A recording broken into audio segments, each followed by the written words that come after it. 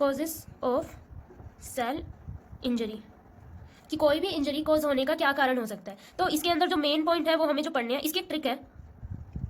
Cause of injury give a physician necessary information, necessary information. तो इनके first letter से हमें आइडिया हो जाएगा कि जो सेल इंजरी के कॉजेज है वो कौन से होते हैं। पहला होता है सी से, कौन सा होता है, केमिकल एंड ड्रग, केमिकल, ठीक है। ओ से ऑक्सीजन, मतलब O2 की डिप्लीशन जब हो जाती है, O2 की डिप्लीशन को हम क्या कहते हैं, हाइपोक्सिया। और हाइपोक्सिया की वजह से क्या होता है, इश्कीमिया, ठीक है। तो फिर आई से क्या होगा, इन्फेक्शियस एजेंट, इन्फेक्शियस एजेंट, ठीक है। जी से जेनेटिक फैक्टर। तो इन सारी चीजों के ऊपर जो हमारे कोई भी इंजरी कॉज होने का डिपेंड करता है। एजिंग की वजह से हो जाती है, फिजिकल एजेंट हो गए, इन सब के बारे में हम आगे पढ़ेंगे, मतलब डिटेल में पढ़ेंगे। न्यूट्रिशनल इम्बैलेंस हो गया। और आई से क्या होगा, इम्यूनोलॉजिकल रिएक्शन, इम्यूनोलॉजिकल रिएक्शंस।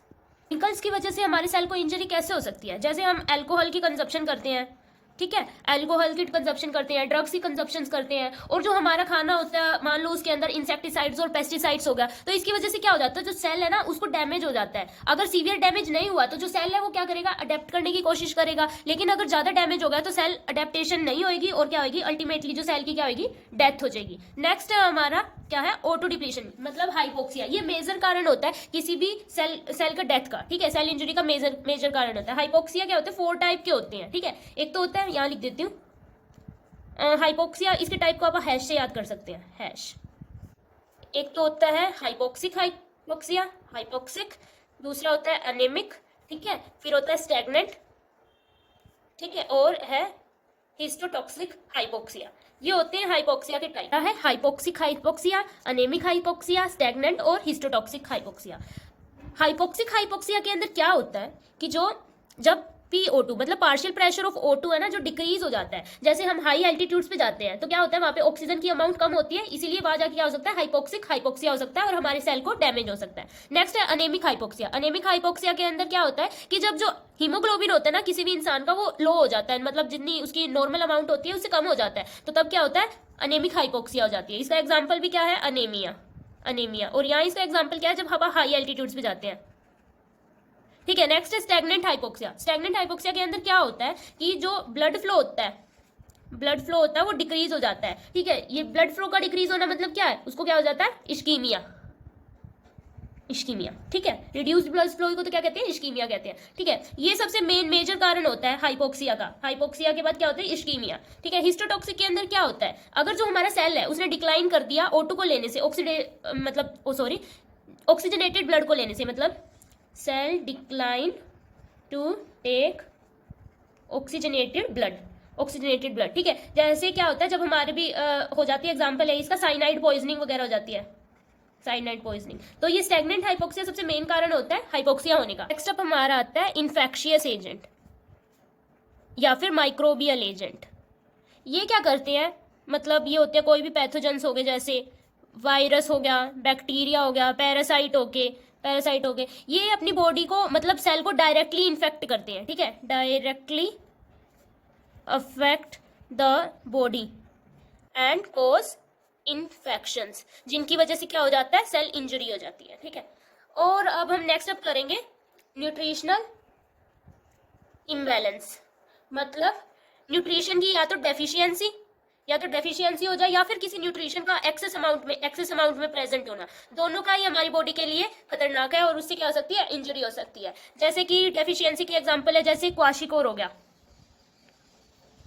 गया, मेरास्मस हो गया, ये कि इनके अंदर क्या होता है, प्रोटीन और कैलोरी की क्या हो जाती है, डेफिशिएंसी हो जाती है। और अगर भूखमरी हो, जैसे स्टारवेशन हो गया, तो भूखमरी है, तो इसका मतलब क्या है कि किसी बंदे को कोई थोड़ा सा भी न्यूट्रिएंट नहीं मिलेगा, उसकी वजह से उसके अंदर क्या होगी, न्यूट्रिएंट्स की डेफिशिएंसी होगी। नेक्स्ट अप हमारा आता है इम्यूनोलॉजिकल रिएक्शन। हम सबको पता है कि जो हमारा इम्यून सिस्टम होता है वो क्या करता है, वो डिफेंस मैकेनिज्म का काम करता है, ठीक है, और हमें क्या इंफेक्शंस और पैथोजन से बचाता है, ठीक है। लेकिन अगर वही इम्यून सिस्टम, जैसे एक डिजीज होती है ऑटो इम्यून डिसऑर्डर्स, इसके अंदर क्या होता है, जो इम्यून सिस्टम होता है ना, जो हमारा इम्यून सिस्टम होता है वो अपने है ना सेल्फ एंटीजन को ही खत्म कर देता है, मतलब खुद के ही सेल्स को मार देता है। तो इसकी वजह से क्या होएगा, जो हमारे सेल को क्या होगी, इंजरी होएगी। तो ये भी एक सेल इंजरी का पार्ट है। नेक्स्ट अप हम करते हैं फिजिकल एजेंट्स। फिजिकल एजेंट से भी सेल इंजरी हो सकती है। जैसे अगर मैकेनिकल ट्रॉमा हो गया, इसका एग्जांपल है मैकेनिकल ट्रॉमा, कार एक्सीडेंट हो गया, रोड एक्सीडेंट हो गया, या फिर क्या होंगे थर्मल ट्रॉमा मतलब ठंड की वजह से या फिर ज़्यादा हीट की वजह से, ठीक है। फिर आ गया रेडिएशंस, यूवी रेडिएशंस की वजह से। तो इसके अंदर क्या होता है, मैकेनिकल ट्रॉमा, थर्मल ट्रॉमा और क्या होता है, रेडिएशन। हम करेंगे जेनेटिक डिसऑर्डर। जेनेटिक डिसऑर्डर वो होते हैं जब हम इनबोर्न होते हैं किसी भी मतलब डिफेक्ट के साथ, जैसे कि कोजेनाइटल डिसऑर्डर्स। और इसका एक और एग्जांपल है जैसे कि मेंडेलियन सिंड्रोम।